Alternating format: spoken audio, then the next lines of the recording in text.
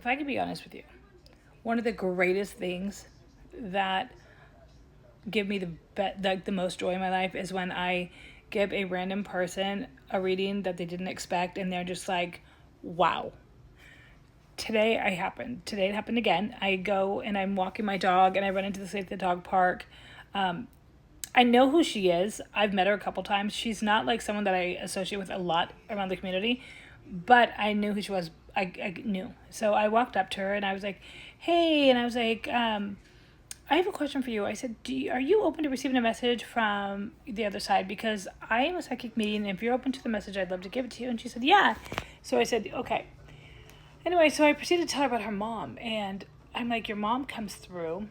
I think it's your mom. And I said, I just need to know, was she validated or was she cremated? And she said, yeah. I said, I just need you to validate that for me. And she said, yeah, she was cremated. I said, she's also telling me that she died of like a full-blown terminal illness. That's what took her life. And she said, yes.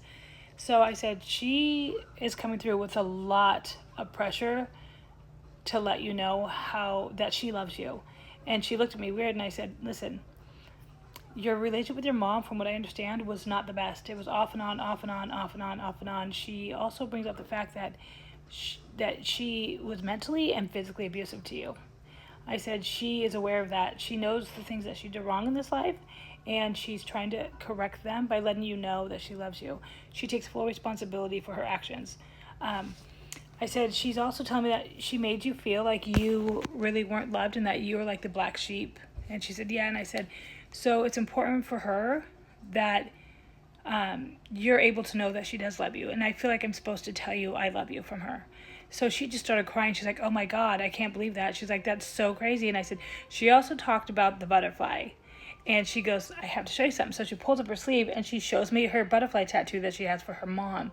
And it's really weird how people with like traumas or like don't have the best relationships with their parents or loved ones, when they pass, they always get something to symbolize that. It's because they held on to that.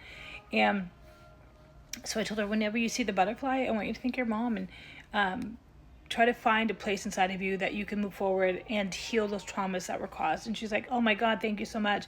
Well, then another guy comes through. And this guy is telling me that he was in a car accident, bam, and he was gone. That he was also cremated. And she's like, I'm telling her this. She goes, oh my God, that's my ex-boyfriend, Will. We broke up and 3 months later he died. And I said, he was telling me that there was drinking involved. He had a lot of drug problems, that he had a lot of things that he was trying to heal from that he just couldn't. And I feel like he actually has a lot of relief that he's not here anymore. And she said, oh my God, I felt that way too. For him, I felt like that he was totally happy on the other side. I said, he is. So I said, he's with another male, and I can't pick up who he is. I just know that it's a male, and I feel like he's really connected to him. And I feel like he is family. And she said, that's his son. That's why he was so sad, because his son died. And I was like, oh my God. So anyways, it was a really, really, really cool session. It was super sweet. I felt so good delivering this message to her.